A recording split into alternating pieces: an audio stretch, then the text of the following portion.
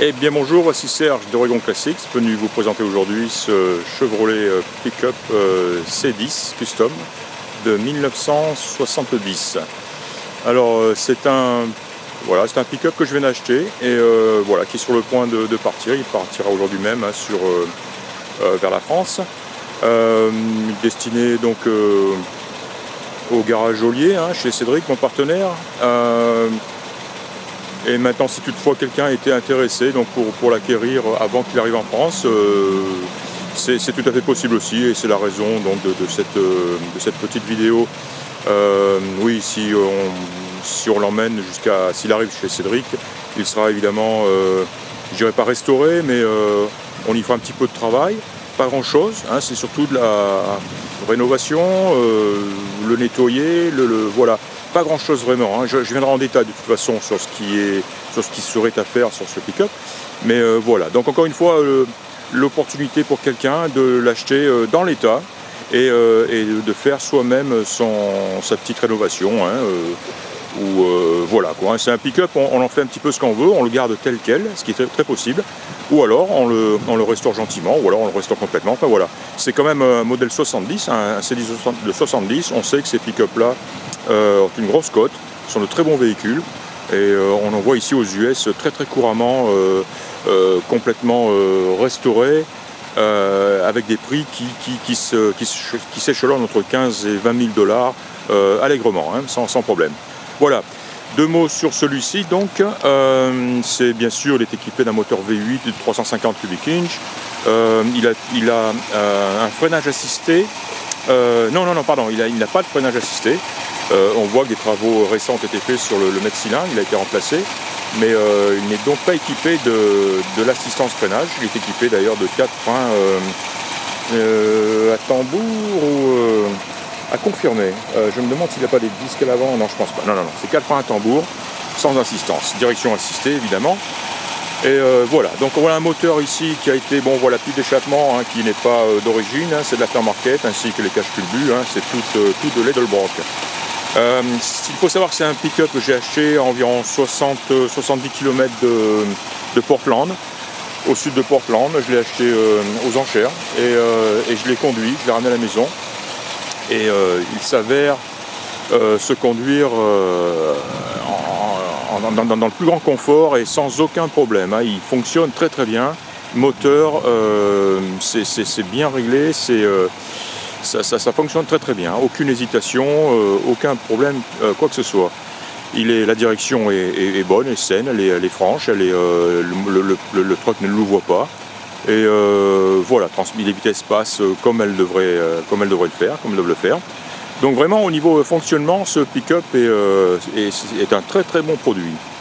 Il est équipé, je crois savoir, de 3 réservoirs d'essence, un derrière la banquette et 2 sur les côtés, ce qu'on appelle les saddle tanks, donc on en voit un ici, il y a le même côté opposé. Voilà, il est bien chaussé, je vois des pneus Goodyear, avec des jolies jantes aussi, style rallye. Les espèces de cabochons, cette partie-là ici est manquante sur les 2 roues côté conducteur. Voilà, faudra les trouver. Voilà, sinon très très agréable à conduire. Alors, il a été repeint en noir et par quelqu'un qui s'est éclaté avec son pistolet et sa peinture noire, puisqu'il a badigeonné pas mal de trucs, entre autres le pare-choc arrière, c'est un petit peu dommage, normalement c'est une couleur alu, c'est plus joli, ça casse un peu le noir, et une stricte affaire de goût.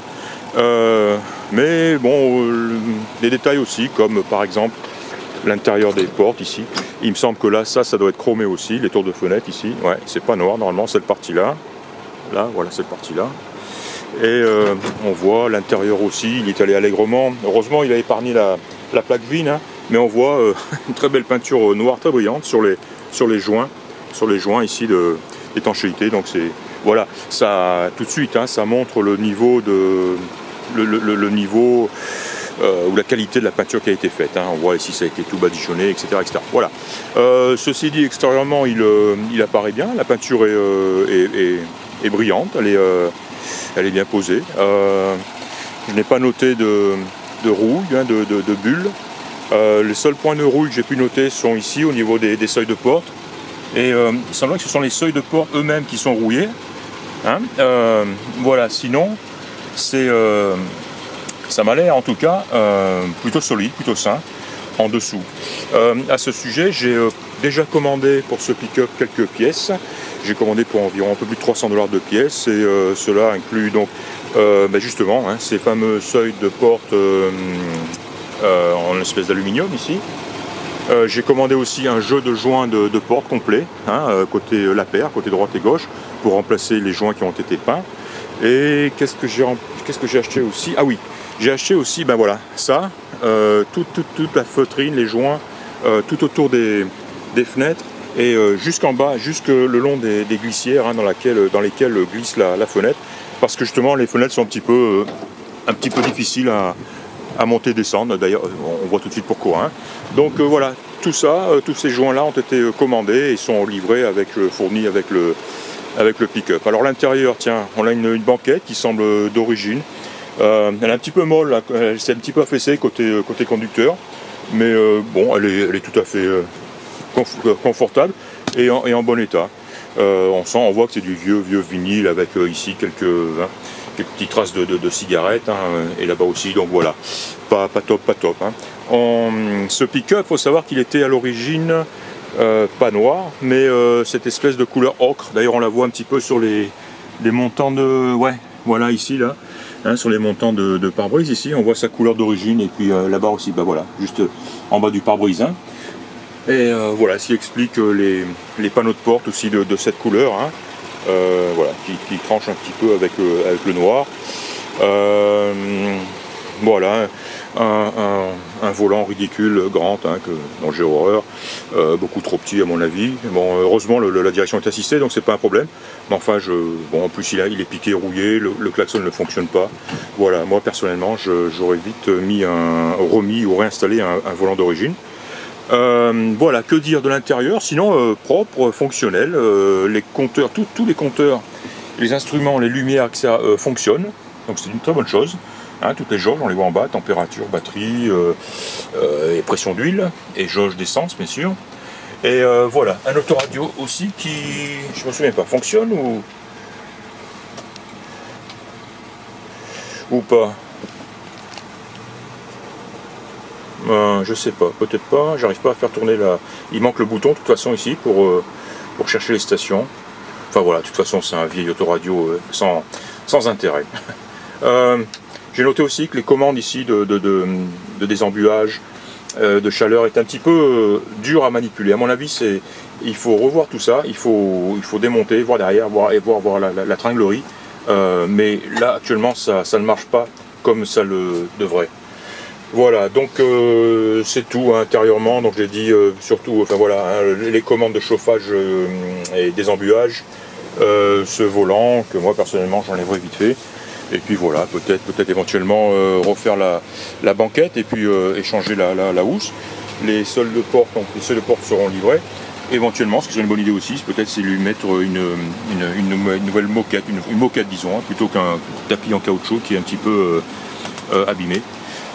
Voilà, faut savoir que moi je commande toutes mes pièces pour mes pick-up chez LMC Truck en ligne, et ils ont absolument tout, c'est relativement bon marché, et ils ont vraiment de quoi remonter, refaire entièrement un pick-up de ce modèle là. Voilà, que dire, il a une benne aussi qui a été protégée par ce couvre-benne ici là en plastique là, donc très bonne protection. Tiens voilà, on voit le camion, donc il est bientôt sur le point de partir. Il va accompagner cette jolie Cadillac et une deuxième Cadillac que je vais aussi faire charger un peu plus tard. Et pour en venir à notre pick-up ici, voilà, écoutez, je vais en prendre quelques photos avant de le charger.